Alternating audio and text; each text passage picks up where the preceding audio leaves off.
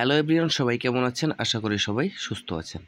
তো আজকে যে টপিকটা আপনাদের সামনে শেয়ার করব, হতে পারে আমার অডিও ক্লিপ, এটা ভিডিও না, কিন্তু এই কথাগুলো যদি আপনি সত্যি শোনেন তো আপনার জিম করে বডি বানাতে অনেক হেল্প করবে আপনার এই অডিও থেকে। তো বন্ধুরা, চলে যাই আমাদের গুরুত্বপূর্ণ কিছু কথায়। তো বন্ধুরা দেখেন, আমরা অনেকেই এক্সারসাইজ করি এবং অনেকেই এক্সারসাইজ করতে চাচ্ছি। তো প্রথমত বলি যে এক্সারসাইজ আমরা কেন করব। বন্ধুরা দেখেন, এক্সারসাইজ করব মূলত আমাদের নিজের শরীরটাকে সুস্থ রাখার জন্য। এটা সবাই জানি এবং বুঝি। আর আমরা কেউ কেউ আছি যে আমাদের শরীরটা সুস্থ থাকবে, পাশাপাশি আমাদের বডিটা অনেক ফিটনেস লাগবে এবং মাসকিউলার লাগবে। আসলে দেখেন, এটা সত্য কথা যে কথায় বলে স্বাস্থ্য ভালো যার, জগৎ ভালো তার। এটা বাস্তব কথা। শরীর ভালো না থাকলে কিন্তু কোনো কিছুই ভালো না। তো যাই হোক বন্ধুরা, সবথেকে বড় কথা হলো যে আপনাদের স্বাস্থ্য কেন হচ্ছে না, বডি কেন ভালো হচ্ছে না, এই বিষয়ে আমি আলোচনা করব। তো বন্ধুরা দেখেন, আমি যে কথাগুলো বলবো আপনাদের সামনে, এই কথাগুলো যদি আপনি মেনে চলতে পারেন তাহলে কিন্তু আপনার 100% বডি ভালো হবে। তো বন্ধুরা দেখেন, আমাদের স্বাস্থ্য ভালো হয় না কি কারণে, কিংবা আমাদের বডি কেন ভালো হয় না। আপনি ব্যায়াম করেই যাচ্ছেন কিন্তু বডি ভালো হচ্ছে না। তো বন্ধুরা দেখেন, একটা পাত্র যদি ফুটো থাকে, তো সেই ফুটো পাত্র যদি আমরা প্রতিদিন পানি ঢালি, তাইলে কিন্তু কখনো আমাদের এই পাত্রটি ভরবে না। তো আমাদের এই পাত্রটি ভরতে গেলে কিন্তু আমাদের প্রথমে কি করতে হবে, ওই যে ছিদ্রটা আছে, ছিদ্রটা বন্ধ করতে হবে। আমাদের যে বডিটা আছে, আমাদের বডিটা কিন্তু সেম একই জিনিস। তো আমাদের বডিটা যদি সত্যিকারে ফুটো থাকে, তাইলে কিন্তু আজীবন ভালো খাদ্য এবং প্রতিদিন নিয়মিত ব্যায়াম করলে কিন্তু আমাদের শরীরটা ভালো হবে না।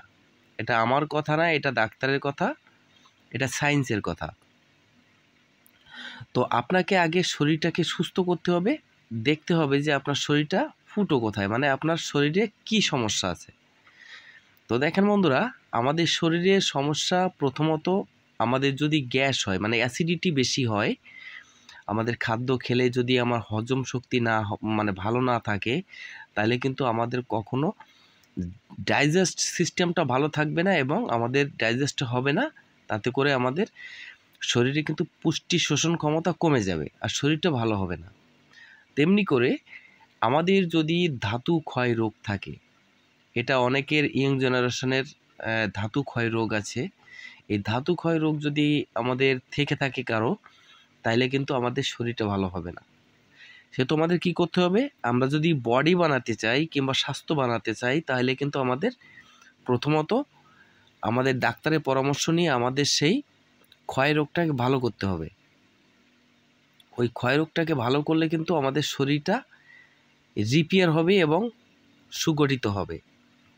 তো আমাদের প্রথমত দেখেন, ব্যায়াম করতে গেলে আমরা ভুলভাল ব্যায়াম করি এবং অসময়ে ব্যায়াম করি, ব্যায়াম করে কিছু খাই না। তো এগুলো করা যাবে না। আমাদের ব্যায়াম করে যদি আমাদের বডি তৈরি করতে হয়, তাহলে আমাদের কিছু নিয়ম মেপে চলতে হবে। যেমন কি নিয়ম? সময় মতো রেস্ট, সময় মতো খাওয়া এবং সময় মতো ব্যায়াম করা। তো ব্যায়াম করতে হবে। যদি আমাদের বডিটা ওয়েটটা গেইন করতে চাই, তাহলে কিন্তু আমাদের রাতের বেলায় জিমটা করতে হবে। এবং অনেকের আছে রাতের বেলায় ভারী খাবারগুলো খেলে বদহজম হয়, তারা কিন্তু সকালে কিংবা বিকালে করতে পারেন। তো সারাদিন যে আমরা খাবার খাই, খাবার খাওয়ার পরে বডিতে একটা এনার্জি আসে, সেই এনার্জিটা কিন্তু অনেক ভালো থাকে। এই জন্য রাতে ব্যায়াম করলে কিন্তু আমাদের বডি যে গ্রোথটা ভালো হয়। তো আশা করি বুঝতে পারছেন যে আমাদের বডি গ্রোথটা কোন সময় ভালো হয়, কোন সময় ব্যায়াম করলে। এবার চলে যাব আমরা কি কি খাদ্য খাবো। তো আমরা ব্যায়াম করার পরে আধা ঘন্টার ভিতরে কিন্তু আমরা হাই প্রোটিন খাবো।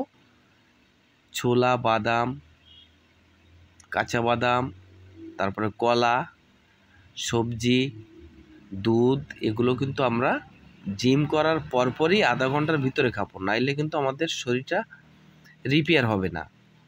তো আধা ঘন্টার ভিতরে মানে আমরা আধা ঘন্টার ভিতরে যদি আমরা যে পুষ্টিটা নেব, এই পুষ্টিটা কিন্তু শোষণ ক্ষমতা অনেক বেশি থাকে জিম করার পরে।